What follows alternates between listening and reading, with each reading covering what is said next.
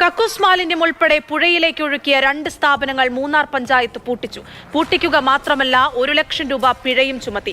മൂന്നാറിൽ പ്രവർത്തിക്കുന്ന അൽ ബുഹാരി ഹോട്ടലിനും തങ്കം ഇൻ റിസോർട്ടിനുമെതിരെയാണ് നടപടി.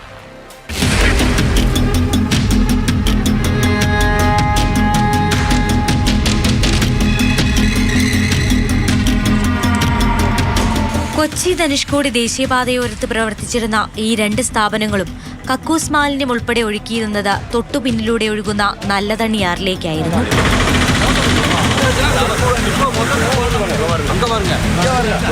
നല്ലതണ്ണിയാറിലേക്ക് മാലിന്യം ഒഴുക്കിയത് ശ്രദ്ധയിൽപ്പെട്ട നാട്ടുകാരാണ് പഞ്ചായത്തിനെ അറിയിക്കുന്നത്.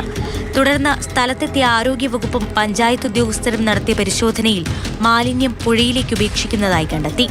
ചിത്തിരപുരം, കുഞ്ചിത്തണ്ണി, ആനച്ചാൽ, പോതമേട് പോലുള്ള പ്രദേശങ്ങളിലെ നിരവധി കുടുംബങ്ങളാണ് കുടിവെള്ളത്തിനും മറ്റാവശ്യങ്ങൾക്കും ഈ പുഴയെ ആശ്രയിക്കുന്നത്. ഇതുകൂടി കണക്കിലെടുത്ത് അൽ ബുഹാരി ഹോട്ടലും തങ്കം ഇൻ എന്ന റിസോർട്ടും പൂട്ടാൻ പഞ്ചായത്ത് നിർദ്ദേശം നൽകി. ഈ 2 സ്ഥാപനങ്ങളും 1 ലക്ഷം രൂപ വീതം പിഴയുമടയ്ക്കണം. മാലിന്യ സംസ്കരണ സംവിധാനം ഏർപ്പെടുത്തി മലിനീകരണ നിയന്ത്രണ ബോർഡ്, ആരോഗ്യവകുപ്പ് എന്നിവിടങ്ങളിൽ നിന്നുള്ള അനുമതി ലഭ്യമാക്കിയതിനു ശേഷം മാത്രമേ 2 സ്ഥാപനങ്ങളും തുറന്നു പ്രവർത്തിക്കാൻ അനുവദിക്കൂ എന്ന് പഞ്ചായത്ത് വ്യക്തമാക്കി.